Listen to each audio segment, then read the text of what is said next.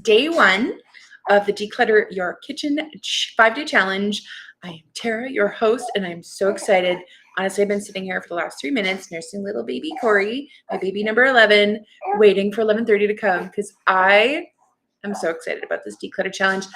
I just preparing my notes. I was so excited. I already started decluttering my kitchen because once you set a goal, which is what we're going to do today, it gets a lot easier. In fact, if you got my email, 95% of people, like you have a 95% greater chance of actually completing the declutter goal that you set for yourself just by doing what I'm going to share with you today. So if you're catching this live or you're catching this later, welcome. Let's get started. So my goal this week is to inspire and give instruction on how to declutter either all your kitchen counters or just one key area, depending on your time, your energy. I'm going to help you set that goal today so that whatever you do, it's realistic, it's optimistic, and you're going to get it done. So how am I going to do that? It's going to be 5 about 10-minute videos this week, every day at 11:30 Eastern Standard Time. So if you want to catch it live, great. If not, you can always catch the replay later. It's all going to be saved in the Big Family Moms group. And every day at 1 p.m. Eastern Standard Time, an exclusive action post is going to drop only in the group. It'll only be available there, which is going to have a specific step that you can take and stuff that's only accessible, like something I'm going to give you today, a special gift for me to help you actually declutter your kitchen counters. Like I said, doing this one thing that I'm going to share in the group and in the action post today, 95% greater chance of actually completing your goal, which is to declutter your kitchen counter or counters, depending on what you want to do. And this isn't just me saying it randomly. This is according to who's this? The American Society of Training and Development. They've actually done studies on this, so it's a thing.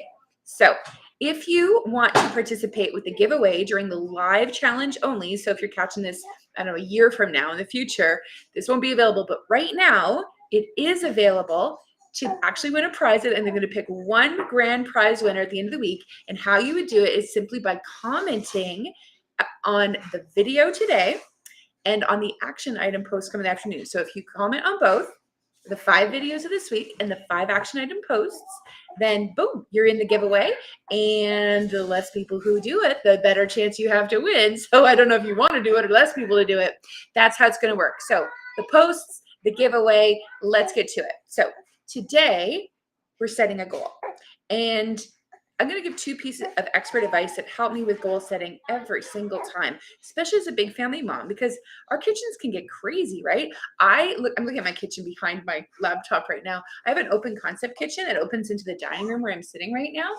So I only have 2 walls. You know what I mean? I could have had a closed kitchen because we renovated the 1885 house. This is an 1885 reno that I'm sitting in right now. So we actually gutted it when we first moved in here 6 years, got it right down to the studs. There was horsehair on our walls. That's how old it was. They were using horsehair for insulation. We've had newspapers from the 1920s. It was really cool. There's all kinds of stuff. So yeah, we decided to go with an open concept kitchen so we can make room for our 10-foot long table I'm sitting at right now and have chairs all around it for our big family. And in a big family, your kitchen counters can clutter up really fast, especially the hot spots, like the drop zone where everybody just drops everything, their crafts, their papers, their keys, their bottles, and that can clutter up really fast. And if you do the math, right, in a big family, that can get crazy fast, especially if your counters, like mine, are at what I call a real estate premium. I only have so much space in my kitchen. I'm a full-time stay-at-home mom with 11 kids. I've got an island in the middle where I do most of my cooking and just, setting out 13 plates when I'm getting a meal ready. So yeah, counters at a premium. So that clutter, whether it's, turning a corner of your kitchen into the small appliance center or like feeling like you have a small cafe going on with your coffee and your Keurig pods and your kettle and your hot chocolate packets, it can get busy, right? So you know how it is. I'm going to help you decide what you're going to work on, because if you try to do it all, especially if you're choosing to do it all this week between now and Friday, that could be an overly ambitious goal. And then you're like, this is crazy. This is impossible. You give up. And then, the spiral of defeat. You're like, oh, I set goals and I quit. Well, here's my first piece of expert advice, because I've done this so many times. I know this works.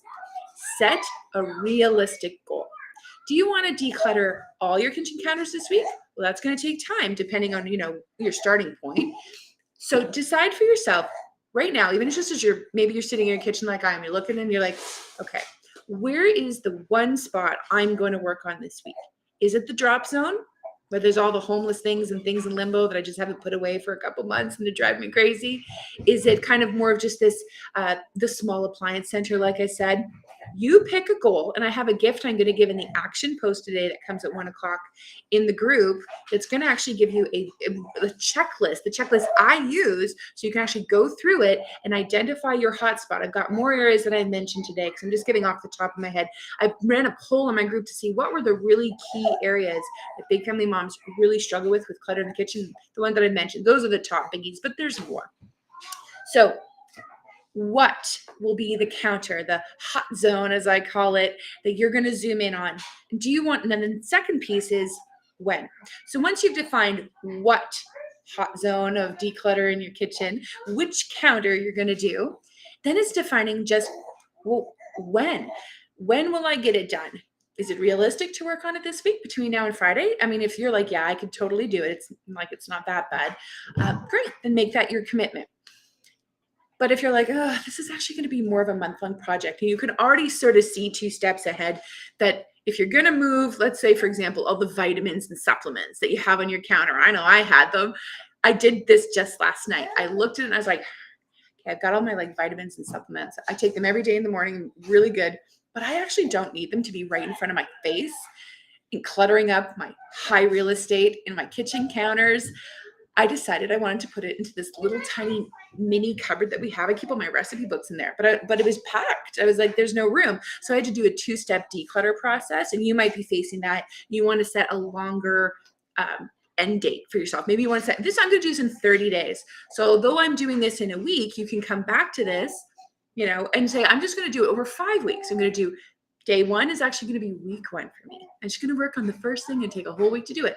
That works. No biggie. Make this work for you. As long as you hit your goal when you choose, that's the whole point, right? And if you need to work at your own pace because you've got lots of kids and you just only have so much energy and time, that's cool. It's not a competition like whoever gets their first wins or something. Just participating in this is what, if you want to win the prize. But this is for you, to serve you. So define what you want to do. What's your hot zone? Do you want to do more than one counter or just one? Just start with one. That's cool. And when do you want to fish it? Okay, so back to my story. Here's what I did. I just opened up that little cupboard and I was like, I believed it was possible. So this is a little bonus tip. When it comes to setting realistic goals, I also choose for them to be somewhat optimistic. It does take a little bit of hope, a little bit of faith to believe that you can do it. Because if you come to any kind of goal, such as decluttering a kitchen counter, and you've already decided it's absolutely impossible to do, you're like, no, it's too hard. My family, they're always dropping stuff. There's no room. Listen, if you keep telling your brain there is no room, well, as a man is, so he thinks, right? Like, as you think, that's how you're going to be. You're actually telling yourself on a brain soul level the mystery of how our tongue actually directs the whole ship, like it talks about in James. You're actually telling yourself to give up now. It's an impossible goal, and you will preserve your own energy and sanity by just simply not doing it. I wouldn't blame you. I did the same thing. So whatever goal you set, realistic, right? Time frame, and also a little bit optimistic. So I brought that attitude to my vitamins and supplements, opened up the counter, gave it a real long look, and I said, it's possible. And then all of a sudden I began to look at my recipe books in a new way I hadn't done the day before. And then I took some honest inventory of which binders, because I have all these printouts, and which recipe books I really use. And I put one in the giveaway box that I keep in my bedroom. It was like, I never use this. Let's just be real. It's like the cookbook of good intentions. So I got rid of it. Bye-bye. No biggie. And then there was all these printouts. I had 3 separate binders, like the 1-inch binders, and one of them's a 2-inch binder of just printouts that I've done over the years. They're spattered with food from the ones I like the best. But there are many papers in there I never use. So I decided to get it down to the one big 2-ring binder. And I did it last night. And I just went chop, chop, chop, chop, chop. I didn't even look at every single paper. And all of a sudden, I cleared the entire bottom level of that drawer. It's a perfect little spot for my vitamins and supplements.